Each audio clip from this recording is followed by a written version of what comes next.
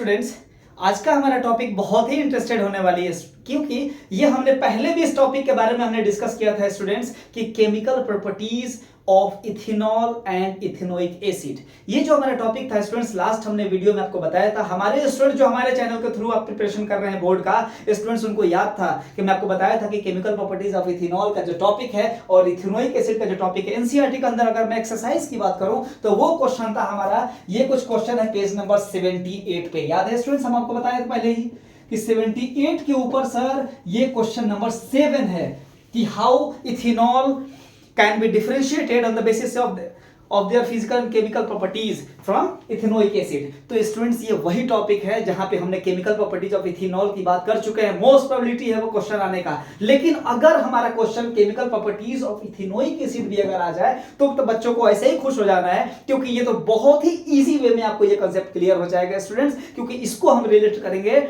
Acid base and salts के अंदर chemical properties of acid से।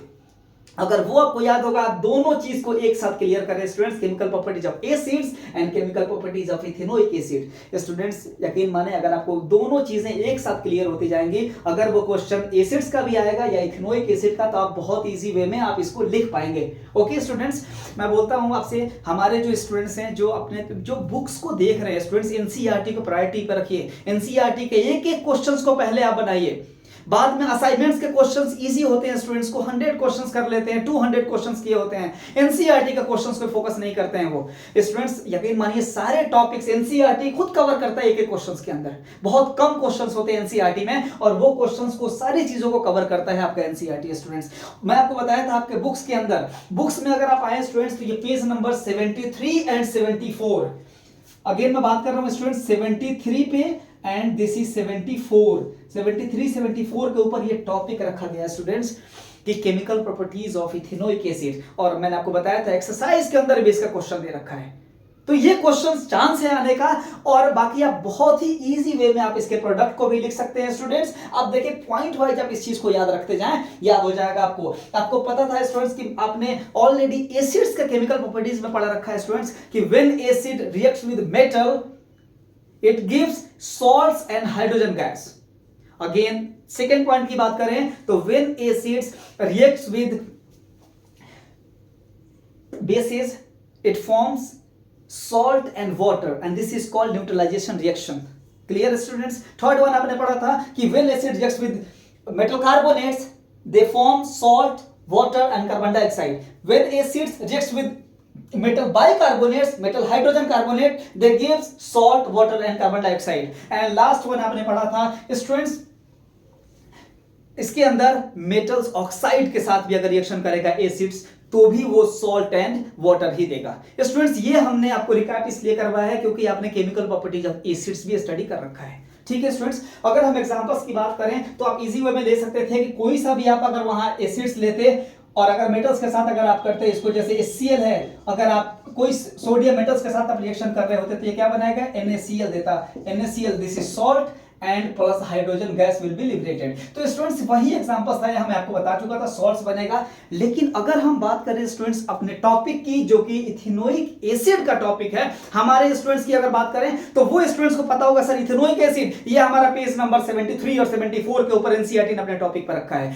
अगेन अगर बात करें सर एनसीईआरटी का क्वेश्चन है क्या कहीं, बिल्कुल है, पेज नंबर 78 के ऊपर क्वेश्चन नंबर 7 है, how can ethanol and ethanoic acid can be differentiated on the basis of their physical and chemical properties। बार बार इसको रिपीट करता हूं मैं, हमारे स्टूडेंट्स को एक एक पेज याद करते हुए जाना और एक एक पेज को आपको अच्छे से स्टडी करनी है। हर पेज पे एक एक क्वेश्चन आपको मिल सकता है स्टूडेंट्स, 1 मार्क का, 2 मार्क्स, 3 4 5, कोई ना कोई आपको क्वेश्चन रखा गया है, इसलिए आपको हम स्टडी करवाते हैं। अगर हम बात करें अपने टॉपिक इथेनोइक एसिड का स्टूडेंट्स, तो यहां पे आपको एक बात याद रखनी है कि सर जो सॉल्ट होगा, यहां क्योंकि इथेनोइक एसिड जब फिक्स है तो यहां पे प्रोडक्ट जो सॉल्ट होगा वो भी फिक्स होगा स्टूडेंट्स। और ये बात याद रख लीजिए कि the salt will be sodium ethanoate. अगर आपको ये टॉपिक अगर क्लियर है स्टूडेंट्स कि हर बार sodium ethanoate again sodium ethanoate and sodium ethanoate, बार बार आपको एक ही सॉल्ट का फॉर्मेशन हो रहा है, तो आपको ये बात क्लियर स्टूडेंट्स, क्लियर हो गया कि जब हमारे पास कोई भी इथेनोइक एसिड का रिएक्शन आप एक्टिव मेटल्स के करें या इथेनोइक एसिड का रिएक्शन आप मेटल कार्बोनेट के साथ, मेटल बाइकार्बोनेट के साथ करें। और सबसे last one is esterification reaction, जो कि दोनों में कॉमन था। केमिकल प्रॉपर्टीज ऑफ इथेनॉल के अंदर भी ये टॉपिक कॉमन था और chemical properties of ethanoic acids के अंदर भी ये टॉपिक कॉमन है। ओके, तो अगर हम बात करें कि सर अगर ये ethanoic acid reacts with active metals तो it forms salt and hydrogen gas. Hope कि आप इस चीज को रिलेट कर पा रहे होंगे। यहाँ का जो सॉल्ट होगा दिस इज सोडियम इथेनोएट। एक बस आपको ये इस पे फोकस करना है स्टूडेंट्स। एक बार आपने प्रोडक्ट अगर याद कर लिया तो आपको सारा लिखना इजी हो जाएगा। देखिए हर केस में यही सॉल्ट बना है। उसी तरह इथेनोइक एसिड का रिएक्शन करें अगर मेटल्स कार्बोनेट के साथ और मेटल बाइकार्बोनेट के साथ तो भी हमारा प्रोडक्ट होगा, the product will be same. आप देख सकते हैं student, this is ethanoic acid and it react with sodium carbonate. This is the metal carbonate और मेटल बाइकार्बोनेट या मेटल हाइड्रोजन कार्बोनेट। तो आपने देखा है स्टूडेंट्स कि दोनों में जो प्रोडक्ट होगा सोडियम इथेनोएट ही बनेगा, लेकिन जो प्रोडक्ट होगा this will be the water and carbon dioxide, this is water and carbon dioxide. तो आपको प्रोडक्ट सेम होगा when ethanoic acid reacts with metal carbonate और metal bicarbonate, the product will be same और वो होगा sodium ethanoate. बार बार आपसे कह रहा हूं स्टूडेंट CH3COONA, ये आप याद रखिएगा इस सॉल्ट को।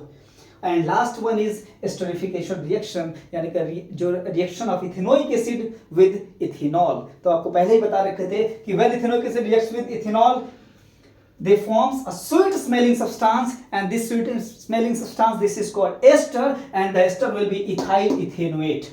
क्लियर है स्टूडेंट्स?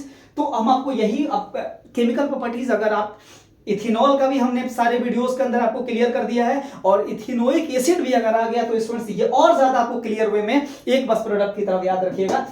आप इजीली आप सारे केमिकल प्रॉपर्टीज को आप लिख सकते हैं स्टूडेंट्स।